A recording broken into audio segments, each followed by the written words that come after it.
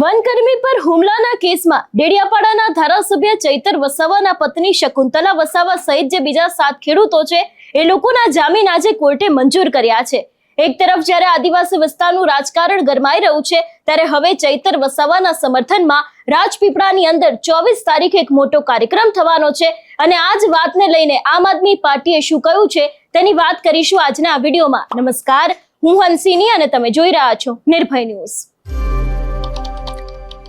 વાત કરવામાં આવે ચૈતર વસાવાના કેસને લઈને તો આપણે જોયું હતું કે વનકર્મી પર જે હુમલાનો આખો બનાવ હતો એને જ લઈને થોડા સમય પહેલા ચૈતર વસાવા સહિત જે બીજા 9 જેટલા લોકો છે એ લોકોને કોર્ટે 7 વર્ષની સજા ફટકારી હતી।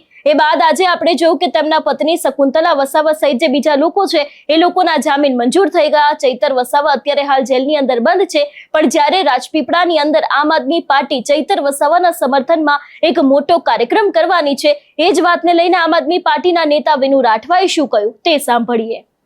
ડેડિયાપાડાના ધારાસભ્ય ચેતરભાઈ વસાવાના સમર્થનમાં હવે છોટાઉદેપુર જિલ્લામાં એટલે કે છોટાઉદેપુરની લોકસભામાં 1 લાખ સહી ઝુંબેશ ચાલુ થઈ ચૂકી છે અને લોકો જે છે તે આ પાર્ટીના જિલ્લા પંચાયતના સભ્યો હોય, તાલુકા પંચાયતના સભ્યો હોય કે કાર્યકર્તા હોય લોકો પાસે જઈ રહ્યા છે અને સહી ઝુંબેશ કરાવી રહ્યા છે। ત્યારે આપણા સાથે છોટાઉદેપુરના પ્રભારી લોકસભાના પ્રભારી વિનુભાઈ રાઠવા છે, તેમના સાથે આપણે વાત કરીશું કે વિનુભાઈ, ખાસ કરીને ચેતરભાઈ વસાવાને જ્યારથી જેલવાસ થયું છે તમામ પ્રકારના પ્રયત્નો હાથ ધરવામાં આવી રહ્યા છે કે તેમને ન્યાય મળે, પરંતુ અત્યારે લોકસભા એટલે કે છોટાઉદેપુર લોકસભામાં સહી ઝુંબેશ હાથ ધરવામાં આવી છે। 1 લાખ સહી ઝુંબેશ કરશો અને આ કેવું કાર્યક્રમ રહેશે ને શું આગળનો બધું જે તમારો કાર્યક્રમ છે?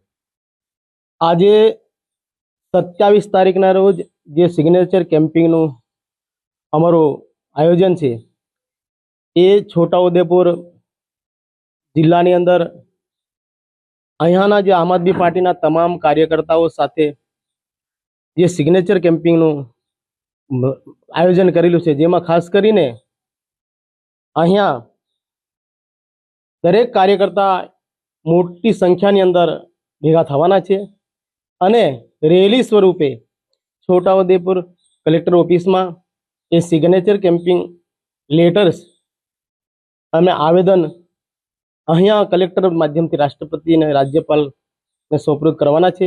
ખાસ કરીને ચૈતરભાઈને જે ખોટા ષડયંત્ર કરીને કેસમાં ફસાવવામાં આવ્યા છે એ બાબતને લઈને અમારા ચૈતર વસાવા એક એવો કયા ગંભીર ગુનો કર્યો છે તો એને 7 વર્ષની સજા કરવામાં આવી છે। તો ગુજરાતની અંદર ઘણા એવા બધા ભારતીય જનતા પાર્ટીના નેતાઓ કે એમના કાર્યકર્તાઓ ખૂબ ગંભીર ગુના કર્યા છે, એ શખ્સ પુરાવા છે એમની પાસે, તો એમને આવી મોટી સજા નહીં થઈ તો અમારા ચૈતરભાઈ વસાવા જે લોકપ્રતિનિધિ છે, ચૂંટાયેલા ધારાસભ્ય છે, તો આજે એ પ્રતિનિધિને આવા સામાન્ય ગુનાની અંદર ષડયંત્ર કરીને ફસાવવામાં આવ્યા છે એને રાહત મળે, એને સજાનો માફ થાય એવી આ સમગ્ર લોકોની, આદિવાસી લોકો, સમગ્ર જનતાની માંગ છે। એટલા માટે આ જે સિગ્નેચર કેમ્પિંગનું આયોજન કરી રેલી સ્વરૂપે માન્ય કલેક્ટર સાહેબ શ્રીને આવેદન પાઠવવાના છે। બિલકુલ, જે પ્રકારે તમે જણાવ્યું કે સિગ્નેચર કરીને આવેદનપત્ર આપીશું, પરંતુ સહી ઝુંબેશ જે છે અત્યારે ક્યાં સુધી પહોંચી છે અને ક્યાં ક્યાં સહી ઝુંબેશ હાથ ધરવામાં આવી? સહી જે સિગ્નેચર કેમ્પિંગની સહી ઝુંબેશ સમગ્ર વિસ્તારની અંદર વિધાનસભા 137 અને 138 139 તમામ અહીંયાની જે લોકસભાની અંદર આવતી તમામ વિધાનસભાની અંદર અત્યારે ઝુંબેશ ચાલુ છે અને અમારા કાર્યકર્તા ખૂબ પૂર ઝડપે સિગ્નેચર કેમ્પિંગનું દરેક વિધાનસભાની અંદર ચાલુ કરી દીધું છે। નીચેના તાલુકા અને જિલ્લા પંચાયતના કાર્યકરો એ ઘરે ઘરે કાર્યકર્તા ફરી રહ્યા છે અને સિગ્નેચર અત્યારે નું કામ ચાલુ છે। પરંતુ જે પ્રકારે તમે કહ્યું કે જે આ 3 વિધાનસભામાં સિગ્નેચરનું કામ ચાલુ છે, લોકોનો શું પ્રતિસાદ મળી રહ્યો છે? લોકો તો માંગી રહ્યા છે ચૈતર વસાવાને જલ્દી છોડે, લોકોનો ખૂબ પ્રતિસાદ મળી રહ્યો છે, આપણે જોઈ રહ્યા છે। લોકો તો અત્યારે ખૂબ અવાજ મજબૂત કરી રહ્યા છે કે જ્યાં સુધી ચૈતર વસાવાને છોડવામાં નહીં આવે ત્યાં સુધી આજે દિવસે ને દિવસે લોકોનો હાથ મજબૂત, અવાજ મજબૂત બની રહ્યો છે। એમ કહેવાય રહ્યું છે કે સરકાર જાણીબૂજીને અમારો હાથ મજબૂત કરવાનું કામ કરી રહી છે, એવું ચોખ્ખું દેખાઈ રહ્યું છે। કેમ કે આજે ચૈતરભાઈ આજે લોકોની વચ્ચે જઈને લોકોના અવાજ બન્યા છે અને જ્યાં પણ ગયા છે ત્યાં સમગ્ર ગુજરાતની વાત કરીએ ત્યારે આજે ચૈતરભાઈ વસાવાનું નામ આજે ટોપ લેવલે છે. આવનાર સમયની અંદર 27ની અંદર સમગ્ર ગુજરાતને પલટી નાખે એવી સંભાવના દેખાઈ રહી છે ભારતીય જનતા પાર્ટીને. એટલે એમને ડરના મારે આ લોકોને અનકેન પ્રકારે ષડયંત્ર કરી અને નાના ગુનામાં ફસવી નાખ્યા છે.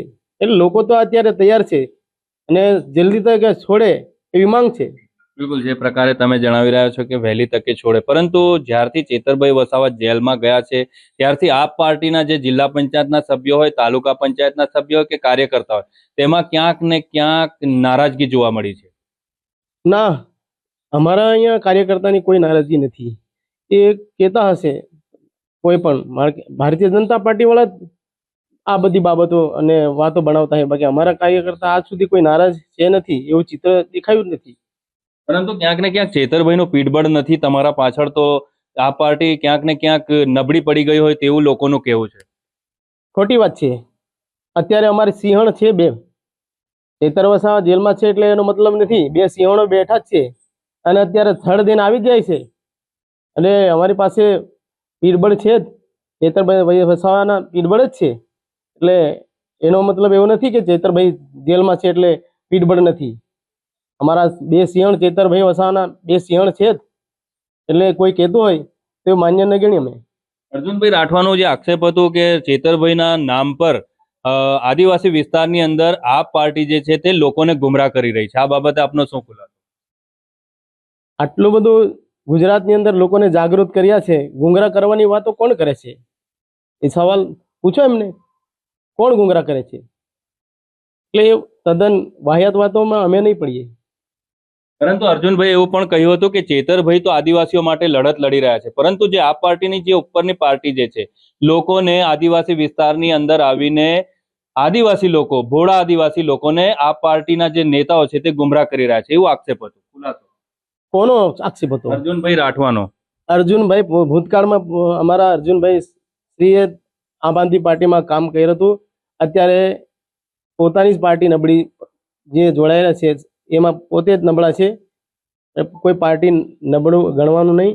પોતે નબળા એટલે પાર્ટીનો વાંક કાઢી અને બહાના બનાવે છે. બાકી એવું કંઈ હોતું નથી. અત્યારે જન સૈલાબ થવાનો છે, તમે જોજો. અત્યારે જળ પ્રલય થવાનો હતો પણ જળ પ્રલય નહીં થયો, અત્યારે જન સૈલાબ થવાનો છે. એમને બધાને જે કહેવાવાળા ભાનમાં આવી જશે.